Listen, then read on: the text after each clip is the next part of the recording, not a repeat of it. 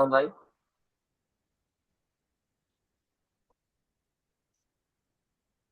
सभी को जय मसीह की। एक बार फिर से मैं परमेश्वर का धन्यवाद करता हूँ कि परमेश्वर ने मुझको ये सुंदर अवसर दिया कि आप सबके साथ एक बार फिर से संध्या के समय में जूम मीटिंग के माध्यम से आप सबके साथ संगति रख सकूं और परमेश्वर के वचन से कुछ बातों को सीख सकें। साथ ही साथ मैं धन्यवाद दूँ मेरी माता कलीसिया का, आदरणीय सभी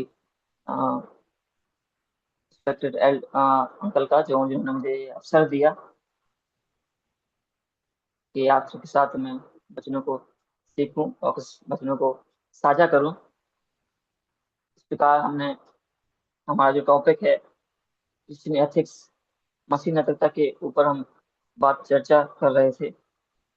पिछले दो क्लास में हमने कुछ बातों को सीखा है, क्या मसीह नैतिकता है और उसने उसके उद्देश्य को, पर्पस को, और हमसे देखा था कि जो नैतिकता का जीवन है वो परमेश्वर को महिमा देता है और एक मसीह नैतिकता से और ईमानदारी से भरा जीवन परमेश्वर को सम्मान कराता है और सम्मान देता है। इसी प्रकार आज हम कुछ इसी संबंधित कुछ बातों पर ध्यान करेंगे। देखेंगे किस प्रकार से जो प्रारंभिक मसीह विश्वासियों ने किस प्रकार से क्रिश्चियन एथिक्स का पालन किया और उस पर चले, उसका उपयोग कैसे किया और किस नजरिए से उसको देखते थे मसीह नैतिकता के सब्जेक्ट को। जो अर्लियर विश्वासी थे, पहले विश्वासी और प्रारंभिक मसीह विश्वासी द्वारा किस प्रकार से इस सब्जेक्ट को,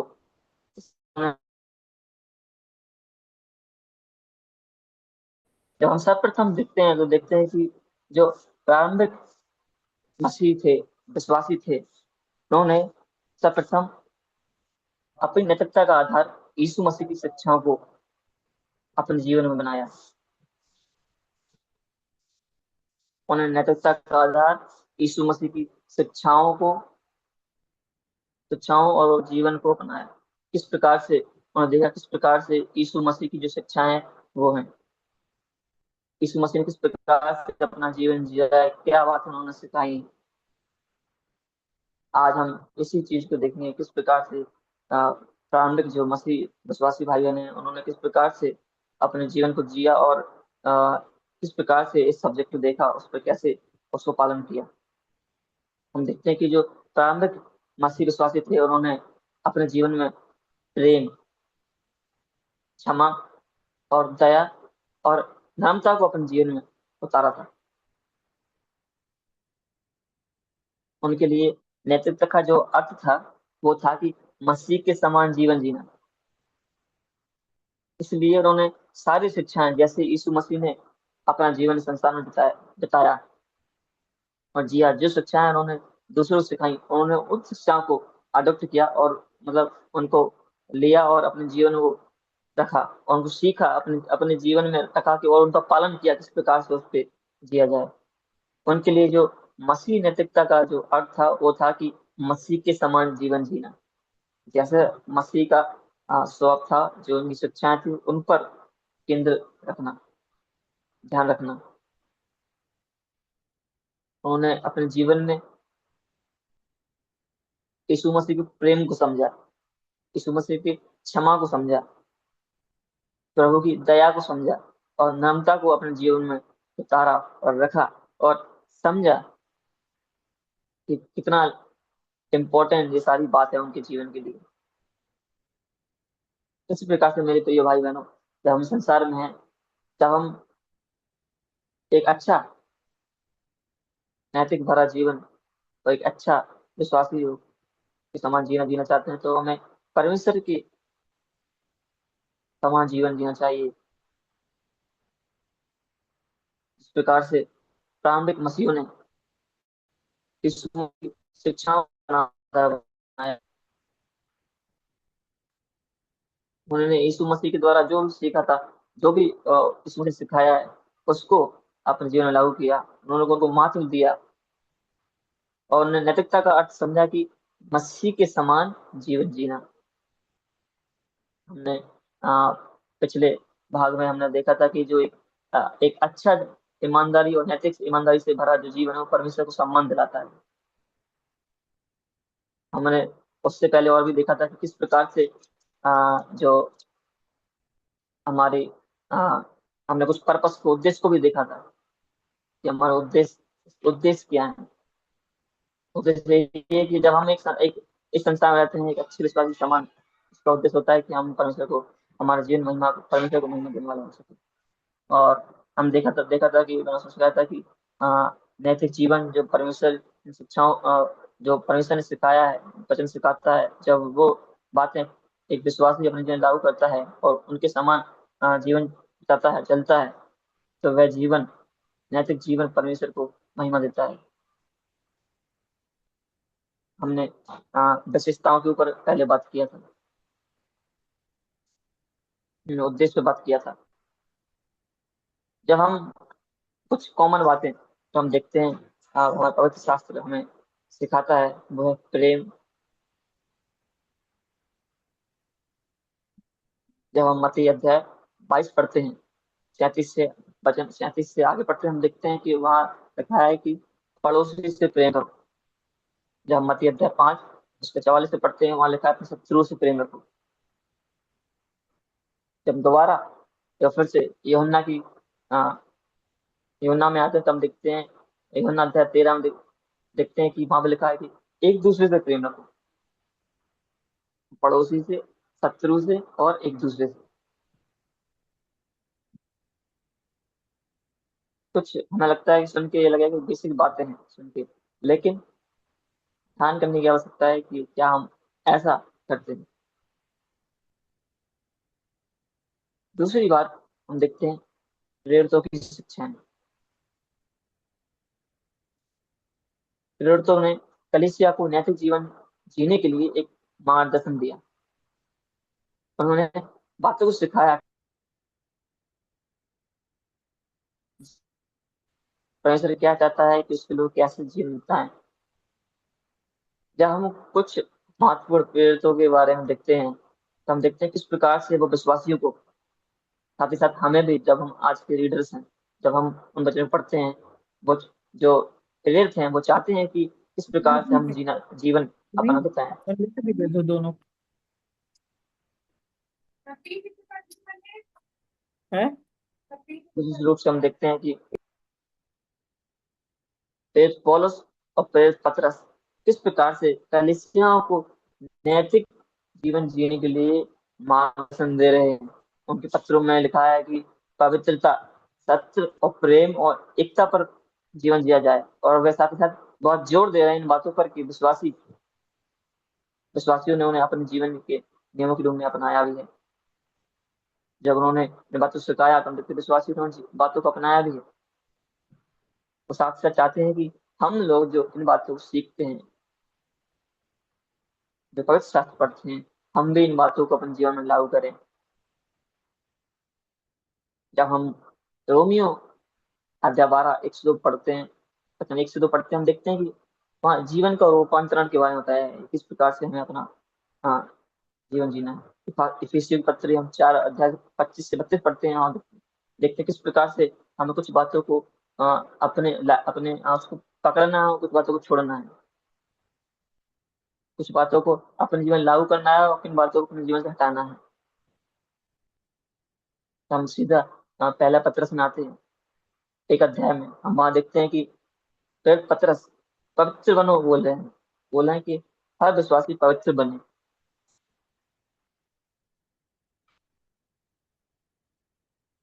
हम एक एक करके आज हम दोनों प्रेरितों के बारे में बात करेंगे। पहला है कि प्रेरित पौलुस की शिक्षाएं, और दूसरा प्रेरित पतरस। जब हम पहले प्रेरित पौलुस के बारे में जब हम बात करते हैं, चर्चा करते हैं, तो हम वचन आ, रोमियो अध्याय 12 उसका 1 से 2 पढ़ते हैं। वहां लिखा है कि अपने शरीर को जीवित और पवित्र और परमेश्वर को भाने वाला बलिदान बनाओ। इस संसार के अनुसार ना बनो, परंतु मन के ना हो जाने से बदलते जाओ।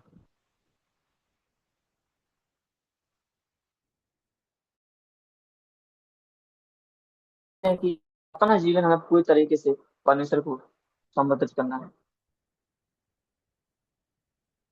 जिसे कहता है कि हमें संसार का बुरी आदतों को छोड़कर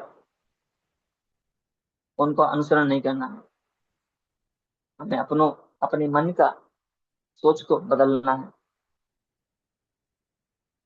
दूसरा, जब हम इफिसियों की पत्री उसका 4 अध्याय में आते हैं तो वहाँ बहुत ज्यादा इंपॉर्टेंट बातों को लिखा है।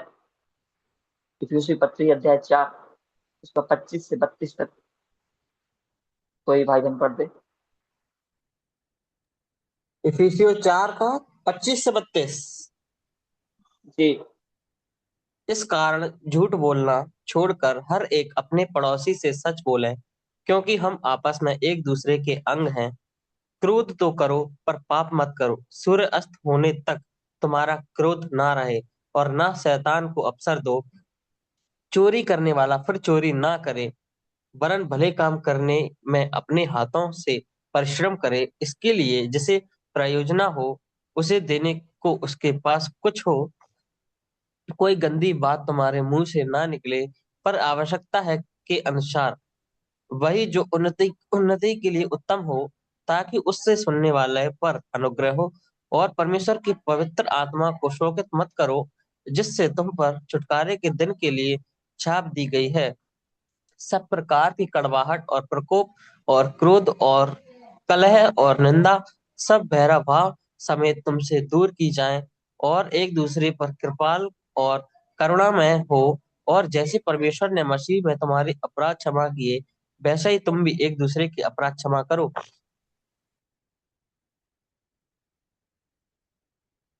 बहुत धन्यवाद भाई, प्रभु आपको आशीष करे।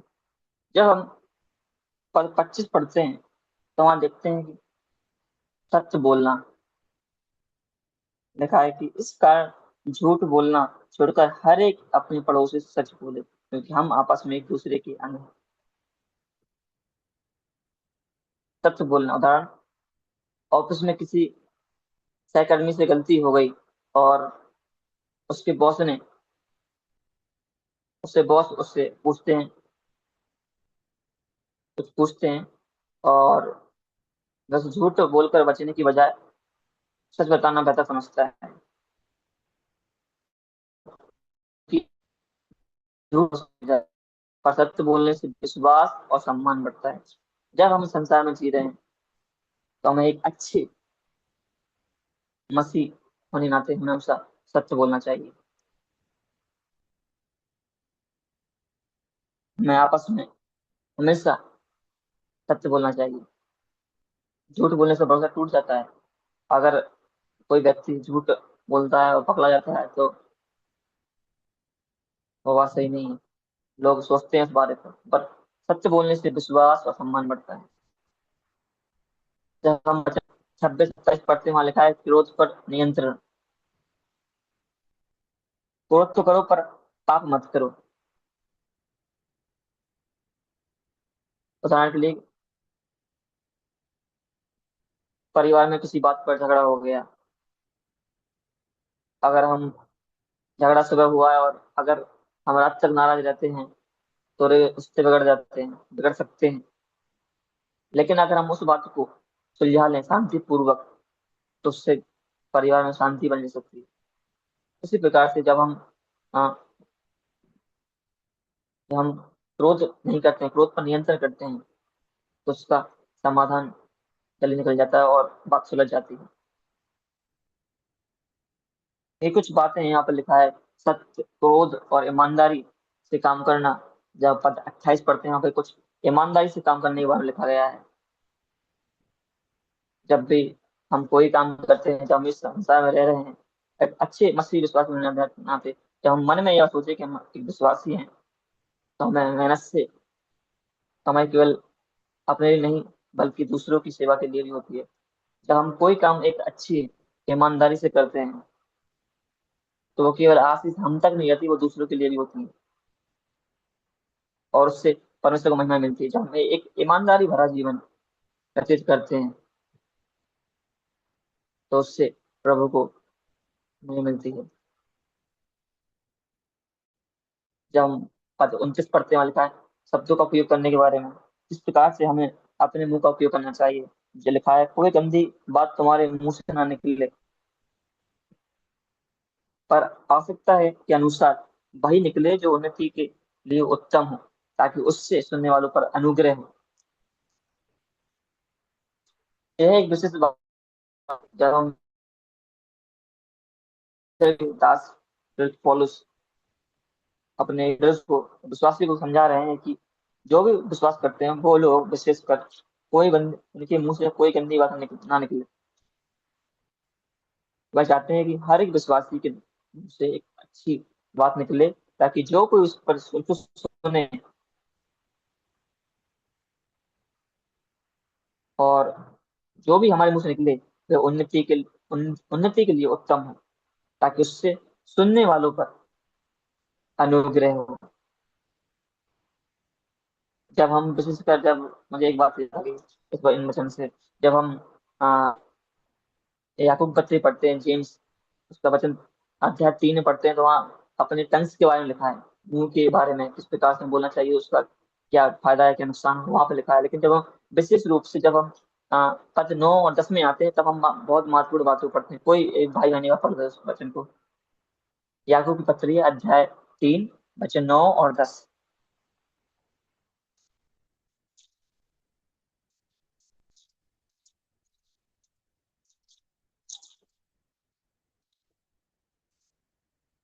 राहुल भाई। और इसी से हम प्रभु और पिता की स्तुति करते हैं, और इसी से मनुष्यों को जो परमेश्वर के स्वरूप में उत्पन्न हुए हैं श्राप देते हैं। एक ही मुंह से धन्यवाद और श्राप दे दोनों निकलते हैं। बहुत धन्यवाद भाई। प्रभु आप कोशिश करें। यह बात जो जेम्स है वहां पर, जो याकूब है, वो इसलिए लिख रहे थे क्योंकि वहां के जो लोग थे, जो विश्वासी थे, उनमें एक आपसी झगड़ा हुआ करता था। और वे लोग आ, सभी विश्वासी थे, इसलिए वो इस प्रकार से लिख रहे हैं कि इसी से हम प्रभु पिता की स्तुति करते हैं, और इसी से मनुष्य को परमेश्वर के इसी को इसी से मनुष्य को जो परमेश्वर के स्वरूप में उत्पन्न हुआ है श्राप देते हैं। यानी मतलब जो वहां के विश्वासी थे, वो लोग उन उनमें कुछ इस प्रकार झगड़ा हुआ करता था कि वे लोग सभी विश्वासी थे, और उसी मुंह से वे लोग परमेश्वर को धन्यवाद करते थे, महिमा करते थे, स्तुति करते थे, और उसी मुंह से वे लोग एक दूसरे को गलत वर्ड का इस्तेमाल करते थे, एक दूसरे को श्राप देने के लिए। उनमें आपसी कुछ झगड़ा था वहां पर। हाँ, या वो इन बातों इसलिए उन लोगों के लिए ये बात को लिख रहे हैं यहाँ पे कि जो लोग वहां पर तुम लोग हो, उस मुंह से जिससे तुम परमेश्वर की स्तुति करते हो, उस मुंह से किसी को श्राप मत दो, आप आपस में श्राप ना दो। साथ ही साथ ये आज हम पर भी लागू होती है ये बात को। जो भी हम विश्वासी भाई बहन हैं, सब जिस मुंह से परमेश्वर को आराधना करते हैं, परमेश्वर की स्तुति करते हैं, महिमा देते हैं, केवल आपसी लोगों के लिए आ, ये नहीं है कि सम्मान दें, बल्कि दूसरों के लिए भी ऐसा ही सोच रखें कि हम किसी और के बारे में गलत ना बोलें। ये बात तो केवल जो विशेषकर जो याकूब है वो वहाँ के ऑडियंस पे लिख रहे हैं। लेकिन आज के लिए हम जो विश्वास रही हैं, जब इस बात को लागू करते हैं, तो हम सोचें कि जब हम जिस मुंह से अपने मुंह से परमेश्वर को धन्यवाद करते हैं, स्तुति करते हैं, वह मुंह से किसी और के लिए कुछ गलत शब्द का उपयोग ना करें। जब हम इस संसार में रहते हैं जहाँ पर अंधविश्वासी या विश्वासी हम अच्छे विश्वासी तरह रहते हैं, जब हम कुछ ऐसे गलत भाषा का उपयोग किसी के पीछे में करते हैं, जब हम किसी 4 लोगों के मध्य में हैं, और जब हम एक अकेले विश्वासी और 4 लोग जानते हैं, और जब हम कुछ उनकी तरह व्यवहार करते हैं, तो वो समझ जाएंगे कि हमारा नेचर कैसा है और हम कैसे हैं। अगर जब हम उन्हीं की तरह व्यवहार करेंगे किसी, तो हम तो उन्हीं की तरह रहे, हम में और उनमें अंतर क्या हुआ। हम किसी और की तरह व्यवहार नहीं कर सकते। वचन 10 में लिखा है, एक ही मुंह से धन्यवाद और श्राप दोनों निकलते हैं। हे मेरे भाइयों, ऐसा नहीं होना चाहिए।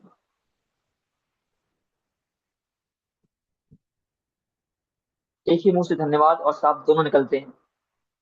वो जानते हैं कि वहां के लोग किस प्रकार से परमेश्वर को धन्यवाद करते हैं, महिमा देते हैं, स्तुति करते हैं, और श्राप भी देते हैं।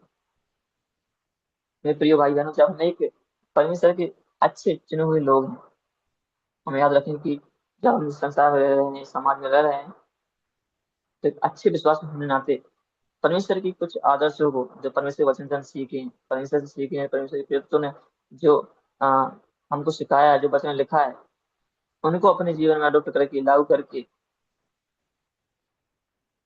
उनको अपने हृदय में बसाकर, जब उनको हम संसार के फ्रेंड हो सकते हैं।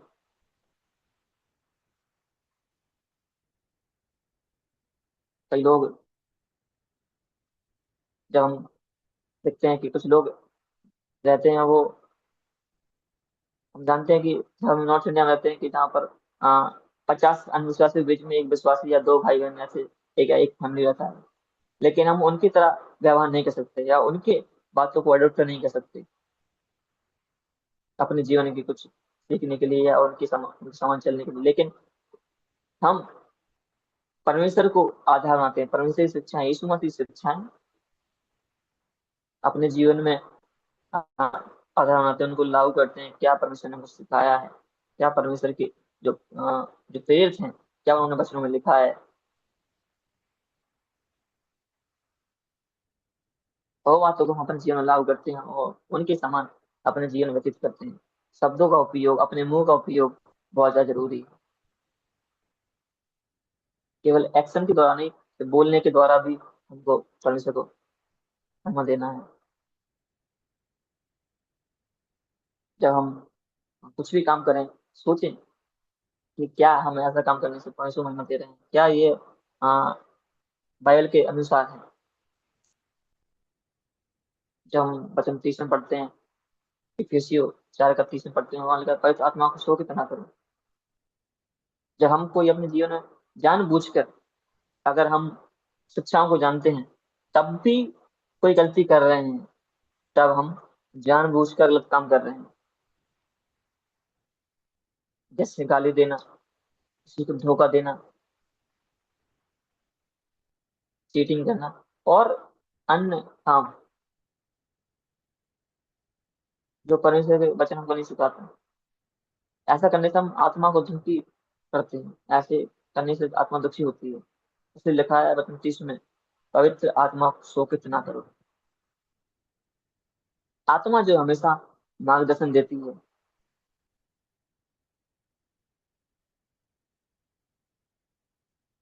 आत्मा हमेशा मार्गदर्शन देती है, क्या सही है क्या गलत है। हमें अपने जीवन में प्रेरितों की शिक्षाओं को, जो परमेश्वर के दास हैं, उन्होंने लिखा है वचनों में, उनको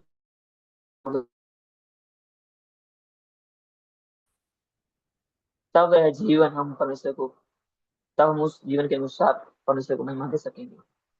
जब हम पद 31 में आते हैं, 31 और 32 में लिखा है कि कड़वाहट छोड़ो, दया अपनाओ। कड़वाहट, कई बार हम देखते हैं कि कोई, किसी मित्र ने किसी को धोखा दे दिया, एक मित्र को धोखा दे दिया, और वह मित्र चाहता है कि बदला लेने की बजाय उसे क्षमा करना, दया दिखाना। लेकिन अगर वही मित्र जिसने उसको धोखा दिया, अगर वो उससे बदला लेना चाहे, ये तो कड़वाहट कड़वाहट है। लेकिन हम मसीह भाई बहन जितने भी हैं, जो परमेश्वर पर विश्वास करते हैं, परमेश्वर से जो आदर्श सीखे हैं, उनको अपनाकर, इस प्रकार परमेश्वर हमारा दयालु है, इसी प्रकार से हमको भी अपने जीवन से दया दिखानी चाहिए। बदल लेने की बजाय क्षमा करना और दया दिखाना जरूरी है। जैसे मसीह ने हमारा क्षमा किया, वैसे ही हम एक दूसरे को क्षमा करना चाहिए। यही सच्चा प्रेम है। इस प्रकार एक एक मैंने छोटी सी इलस्ट्रेशन तैयार किया था इन वचनों पर करने के लिए, जो इफिसियों की हमने पढ़ा, इफिसियों की पत्री अध्याय 4 वचन 25 से 32 तक, पद 25, 26, 27 और 28 और 29 और 30 से 31 तक ये सारे वचन पर मैंने एक सत्य बोलने के लिए, क्रोध पर कौन नियंत्रण, सी पुस्तक अच्छे भैया? शब्दों का, इफिसियों की पत्री, इफिसियों, गलातियों की बात, कौन सा चैप्टर? और अध्याय 4 वचन 25 से लेके 32 तक। आप उन्हें पढ़ लो। इस कारण झूठ बोलने वाला छोड़कर हर एक अपने पड़ोसी से सच बोले, क्योंकि हम आपस ओके, थैंक यू में सिस्टर। एक दूसरे के आगे हैं। क्रोध तो करो पर पाप मत करो। सूर्य अंत होने तक तुम्हारा क्रोध न रहे और न शैतान को अवसर दो। सिस्टर चोरी थैंक यू। करने अगर वाले फिर हम पूरा पढ़ेंगे तो काफी लेट हो जाएगा। जी थैंक यू। जब हम 25 पढ़ते हैं, सत्य बोलने के लिए लिखा है। एक दिन मैं एक कहानी के माध्यम से बताना चाहूंगा कि एक दिन एक सहकर्मी, एक भाई था, मैं राहुल बोलता हूँ, उसका नाम राहुल। एक राहुल था। राहुल एक कंपनी में काम कर रहा था। एक दिन उसके सहकर्मी अजय से गलती हो गई और बॉस ने पूछा। राहुल के पास मौका था कि वह झूठ बोल दे, लेकिन उसने झूठ बोलने की बजाय, राहुल के पास मौका था कि वह झूठ बोल दे, लेकिन वह झूठ बोलकर अजय को बचा ले। लेकिन उसने सच बताया, उसने झूठ को नहीं बताया। अजय को पहले बुरा लगा, पर बाद में उसने समझा कि सच बोलने ही से भरोसा बना रहता है। इस प्रकार से पद 25 में समझाता है कि सत्य बोलने के विषय में। जब हम 26-27 में आते हैं, आप मन में उस वचन को पढ़ लीजिए। मैं सिर्फ कहानी के माध्यम से एक इलस्ट्रेशन तैयार किया है, तो आप समझ में आएंगे। कुछ दिनों बाद अजय और राहुल में किसी प्रोजेक्ट को लेकर झगड़ा हो गया, किसी काम के विषय में आपस में दोनों सहकर्मी थे, झगड़ा हो गया। राहुल को बहुत गुस्से में था, उसको गुस्सा आया, लेकिन उसने तय किया कि शाम होने से पहले उसको अपनी नाराजगी खत्म करनी चाहिए। उसने अजय से बात की और दोनों की समस्या का, दोनों ने बैठकर समस्या को सुलझा लिया। मतलब उसने क्रोध पर नियंत्रण किया। इसी प्रकार से जब हम पद 28 पढ़ते हैं, मैंने पढ़ लीजिए पद 28 भी, मैं बताता हूँ। राहुल पहले काम में ढिलाई करता था। जो राहुल था वह काम में थोड़ा ढीला सा था, काम नहीं करता था, लेकिन दूसरों का श्रम अपने नाम पर कर लेता था। दूसरों का काम था, उसको अपने ऊपर लेता था कि ये काम मैंने किया है। लेकिन अब वह उसने मेहनत से काम करना शुरू कर दिया है। बाद में उसने काम करना अच्छे से, मेहनत से काम करने लग गया और अपनी तनख्वाह से जरूरतमंदों बच्चों की पढ़ाई में मदद करने लगा। दूसरों की आ, पेट पालने के लिए मदद करने लग गया। जो भूखे थे उनको पैसा देने लग गया। पद 29, जब और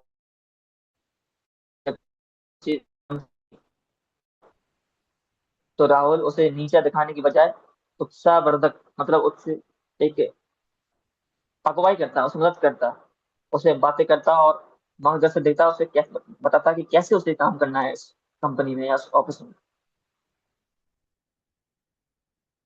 जब हम 21 और 32 पढ़ते हैं, वहाँ करवाट के बारे में लिखा है। मैंने अजय और राहुल के माध्यम से बताना चाहता हूँ कि एक बार अजय ने राहुल को बहुत बुरा कहा। राहुल के पास बदला लेने का मौका था, लेकिन उसने मसीह को याद करके उसने मसीह को याद किया और अजय को क्षमा कर दिया। धीरे धीरे दोनों अच्छे मित्र बन गए। मतलब कड़वाहट छोड़कर क्षमा और दया को अपनाना।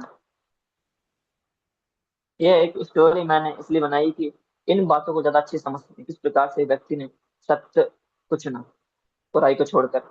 इस प्रकार से एक व्यक्ति ने क्रोध पर नियंत्रण किया अपनी रोजमर्रा की जिंदगी में। व्यक्ति ने ईमानदारी को चुना, उदारता को चुना। इस प्रकार से व्यक्ति ने अपने जीवन में अच्छे शब्दों का उपयोग किया। इस प्रकार एक व्यक्ति ने कड़वाहट को छोड़कर क्षमा और दया को अपनाया। मेरे प्रिय भाई बहनों, हमें भी इसी प्रकार से जो प्रेरित पौलुस हैं वो हमें याद दिला रहे हैं किस प्रकार से हमें अपना जीवन व्यतीत करना चाहिए जब हम संसार में हैं, क्योंकि जब हम एक अच्छा नैतिक मसीह नैतिक जीवन जीते हैं तब परमेश्वर को महिमा मिलती है, तब हम अपने जीवन से महिमा देते हैं।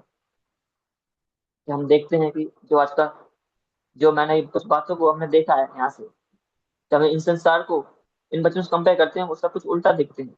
लोग सत्य नहीं बोलते हैं, लोग क्रोध पर नियंत्रण नहीं करते हैं, अच्छी शब्दों का उपयोग नहीं करते हैं, ईमानदारी से नहीं चलते हैं।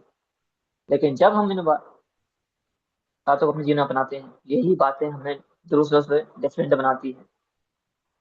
इसी प्रकार से जो प्रारंभिक मसीह विश्वासी भाई लोग थे, भाई बहन लोग थे, परिवार थे, उन्होंने इसी प्रकार से अपने जीवन को इन सारी बातों को लागू किया, अपनाया, उन पर चले, और वो आज हमारे लिए एग्जाम्पल है। ये बातें ये वचन हमें याद आते हैं, तो इस पौलुस परमेश्वर दास हमें याद दिलाते हैं किस प्रकार से हमें अपना जीवन जीना चाहिए। मसीह में हमारी पहचान इन्हीं कामों के द्वारा होना चाहिए, हमारे स्वभाव से, हमारे बोलने से, हमारे अच्छे शब्दों का उपयोग करने से, ऐसे उपयोग जो हमारी उन्नति के कारण हो, ईमानदारी जो न केवल हमको आशीष मिले, जब हम ईमानदारी से कोई काम अपने जीवन में करते हैं, वो तब आशीष का कारण सिर्फ हमारे लिए बनता, दूसरों के लिए भी होता है।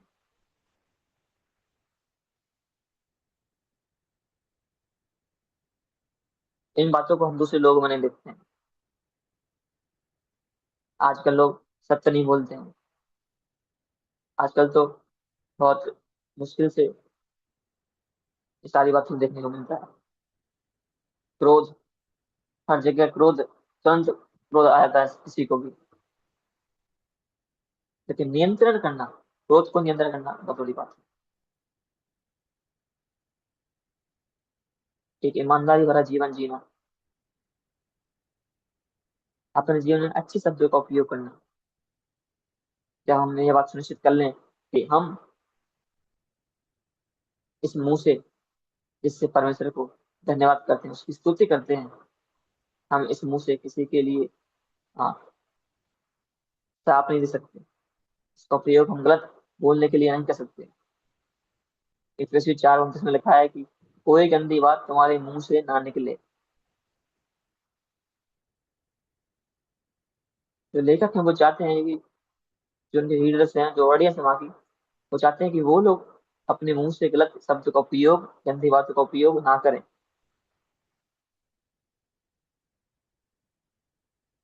वो चाहते हैं कि जो भी उनके मुंह से निकले वो उन्नति का एक कारण हो, उनके मुंह से जो बातें निकलती हैं, और जो लोग उस बातों को सुने, वह बातें सुनने वालों के लिए अनुग्रह हो। मैंने कई हाँ अंकल आंटी हैं जो एक अच्छे विश्वासी हैं, मैंने उनके मुंह से देखा है, जब भी कुछ बातें निकलती हैं मुझे भी लगता है कि उनके मुंह से जैसे आशीष निकल रही है हम सबके लिए। किसी कुछ बातें बोलते हैं तो हर एक बात में उनका एक एग्जाम्पल होता है, एक एग्जाम्पल देते हैं उन्नति के कारण। मतलब जो एग्जाम्पल वो लोग कोई सुनेगा, उसको फॉलो करेगा, वो उसको उन्नति के कारण होगा, उसके लिए अनुग्रह होगा। सही बात का उपयोग करना, जो लोग उसको सुने, जो भी तुम्हारे मुंह से निकले वह उन्नति का कारण हो, और ताकि सुनने वाले के लिए वह अनुग्रह हो, उस पर अनुग्रह हो। मेरे भाई बहनों, हम सत्य बोलते हैं अपने जीवन में, हम परमेश्वर को महिमा देते हैं। क्रोध को नियंत्रण करना, एक ईमानदारी से जीवन व्यतीत करना, शब्दों का सही उपयोग करना, दूसरे को ठेस न पहुंचाना, क्षमा और दया को अपने जीवन में लागू करना, ये सारी बातें हमें मसीह के समान जीवन जीने में भी मदद करती है। इस प्रकार से जो प्रारंभिक मसीह विश्वासी थे, उन्होंने अपनी नैतिकता का आधार प्रभु यीशु मसीह की शिक्षाओं को और प्रभु यीशु मसीह के जीवन को अपनाया और बनाया।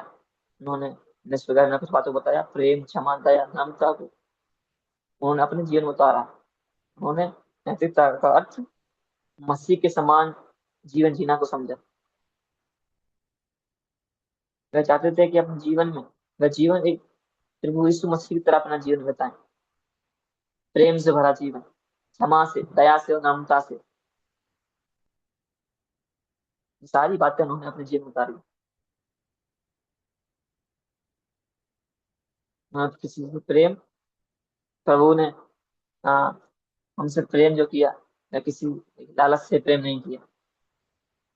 क्षमा हम पर हमको किया, किसी लालच की वजह से नहीं किया। जो दया हम पर प्रकट की, लालच की वजह से नहीं की। नम्रता को दिखाया, वो लालच की वजह से नहीं। प्रिय भाई बहनों, हमने एक अच्छा विश्वासी जीवन जीने के लिए और नैतिक जीवन जीने के लिए, आदर्श भरा जीवन जीने के लिए, सही जीवन जीने के लिए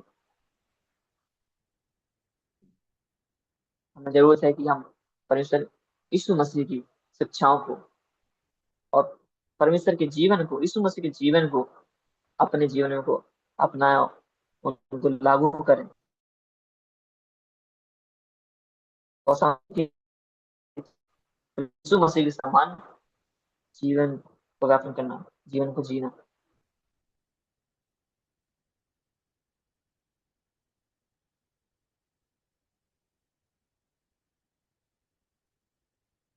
मुख्य बातों को हमने ज्यादा फोकस किया। झूठ मत बोलना, सच को बोलना, क्रोध पर नियंत्रण करना, चोरी मत करना, मेहनत करना, अच्छे शब्दों का उपयोग करना। एक मसीह नैतिक जीवन में वह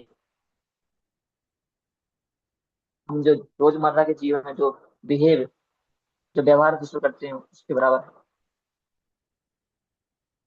अपने जीवन में एक अच्छा व्यवहार, दूसरों से व्यवहार करना, बोलचाल, व्यवहार, एटीट्यूड सब पवित्र होना चाहिए।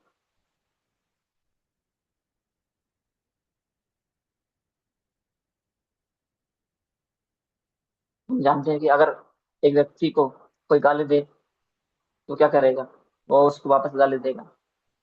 लेकिन कोई मसीह व्यक्ति को गाली दे तो क्या करेगा, शांति से जवाब देगा, गाली नहीं देगा, क्योंकि वह अच्छे शब्द बोलने की शिक्षा मानता है।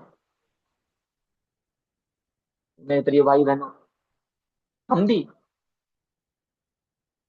इन बातों को अपने जीवन में मानते हैं, शिक्षाओं को मानते हैं, प्रेरितों की बातों को मानते हैं, परमेश्वर के वचनों में जो लिखा है उनके अनुसार चलते हैं, तो हम इन बातों का उपयोग करेंगे अपने जीवन में। इफिसियों 4 में जो लिखा है 25 से लेकर, क्रोध नहीं करना है, क्रोध तो करो पर पाप मत करो, झूठ मत बोलना, कोई गंदी बात तुम्हारे मुंह से न निकले, ईमानदारी से जीवन जीना, एक दूसरे पर कृपालु होना, क्षमा करना, दया करना।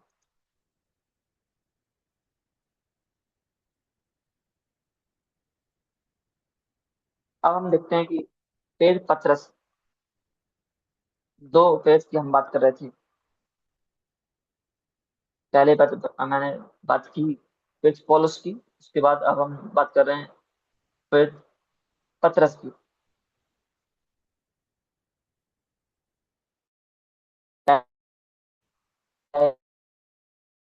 15 से 16 तक पढ़ते हैं, कोई भाई बहन पढ़ते। पहला पत्रस अध्याय 1 वचन 15 से 16 तक। सभी लोग इस वचन को जानते हैं, मैं चाहता हूँ पढ़ लें एक बार। पर जैसा तुम्हारा बुलाने वाला पवित्र है, वैसे ही तुम भी अपने सारे चाल चलन में पवित्र बनो, क्योंकि लिखा है कि पवित्र बनो क्योंकि मैं पवित्र हूँ। बहुत धन्यवाद। क्योंकि हमारा परमेश्वर पवित्र है,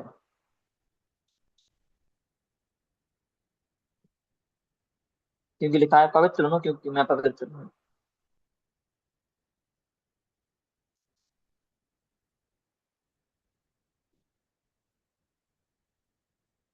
यहाँ पर सबके लिए इन्विटेशन है कि जो हमारा परमेश्वर है तो पवित्र है, इसलिए हम सबको पवित्र बनना है।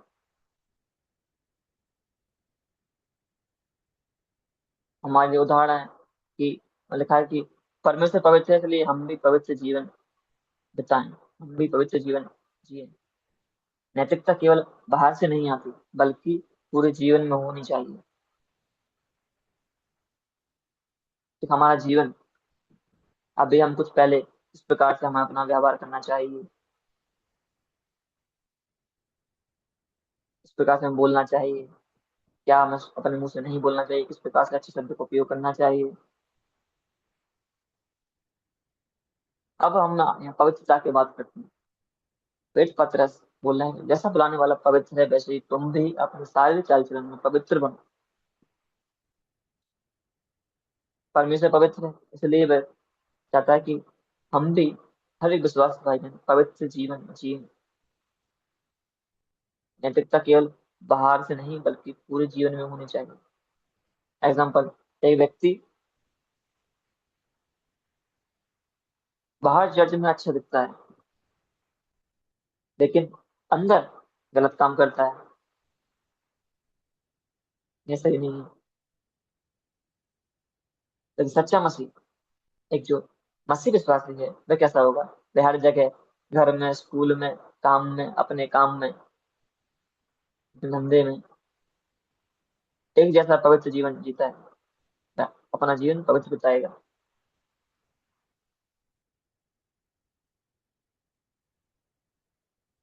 हमारे पास और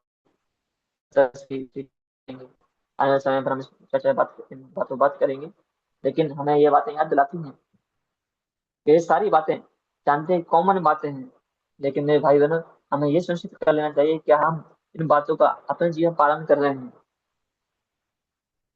क्योंकि हमने पिछले क्लास में सीखा था कि जो नैतिक जीवन है, परमेश्वर को महिमा देता है।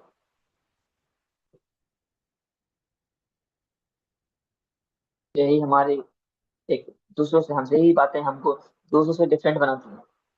आज के समय में हम सत्य नहीं देखते, झूठ देखते हैं, ईमानदारी नहीं देखते,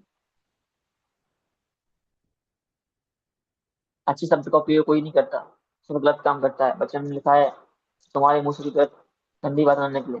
लेकिन बाहर हम देखते हैं कि लोग गंदी बातों का उपयोग करते हैं, उनके मुंह से गाली निकलती है, बिना गाली की कोई बात नहीं करते।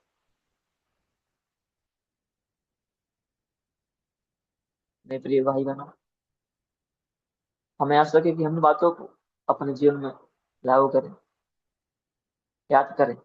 अगर जहाँ कहीं हमारे जीवन में गलती है, वो बातों को सुधारें। हम अपना आधार प्रभु यीशु मसीह की शिक्षाओं को, प्रभु यीशु मसीह के जीवन को, उनके स्वभाव को, किस प्रकार से उन्होंने अपना जीवन बिताया, प्रेम, क्षमा, दया और नम्रता को अपने जीवन में उतारें। जिस प्रकार से प्रारंभिक मसीह विश्वासियों ने अपने जीवन में इन बातों को अपनाया, उन पर जीवन जिया। उन्हें समझा कि जो मसीह नैतिकता का अर्थ है, तो मसीह के समान जीवन जीना है। हमने कुछ परमेश्वर ने कुछ अच्छी बातों को कहा है। उन्होंने कहा है, मत्ती 22 में उन्होंने कहा था कि पड़ोसी से प्रेम के बारे में, पड़ोसी से प्रेम करो। मत्ती 5 में कहा है, अपने शत्रुओं से प्रेम रखो। यूहन्ना 13 में कहा है, एक दूसरे से प्रेम रखो। कॉमन बात है, हम सभी जानते हैं, लेकिन अपने मन में सोचे, क्या हम इस सारी बातों को अपनाते हैं? लेकिन अगर हम अपनाते हैं, बातों लागू करते हैं, बचलते हैं, तो मेरे प्रिय भाई बहनों, हम इस संसार में परमेश्वर को महिमा देते हैं। और दूसरे, ये दूसरे लोग भी इन बातों से समझ सकते हैं कि हम में और उनमें, दूसरों में अंतर क्या है,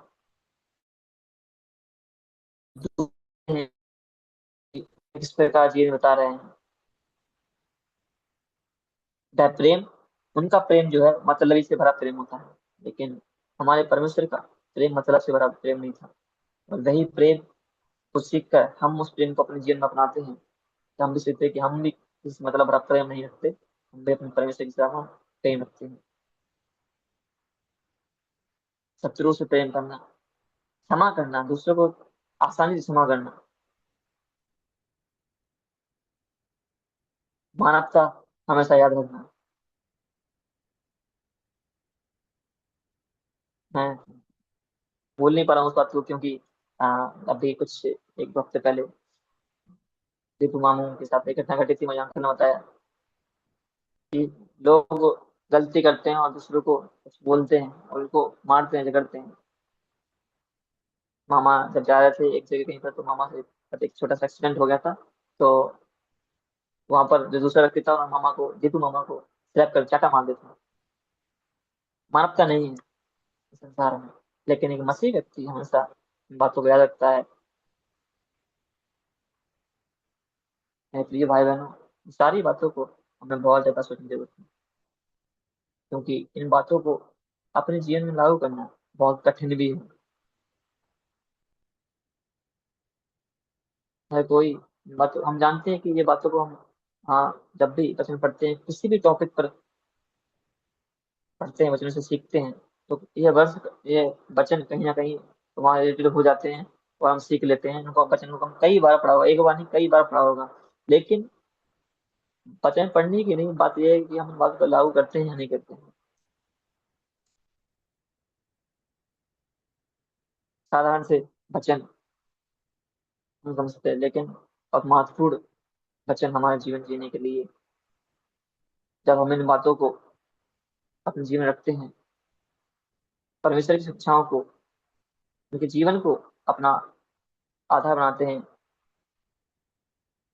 तो अर्थ समझते हैं कि मसीह नैतिकता का अर्थ समझते हैं कि मसीह के समान जीवन जीना, और उनकी शिक्षाओं को उन पर चलते हैं।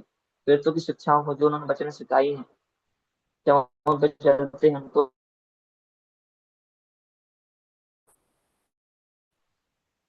हमें जो है परमेश्वर को महिमा देने वाला बनाती हैं। मुझे आशा है कि आज का वचन जो हम सबने डिस्कस किया, बात किया, हमारे लिए बहुत लाभदायक होगा और आप सबको समझ में भी आया होगा।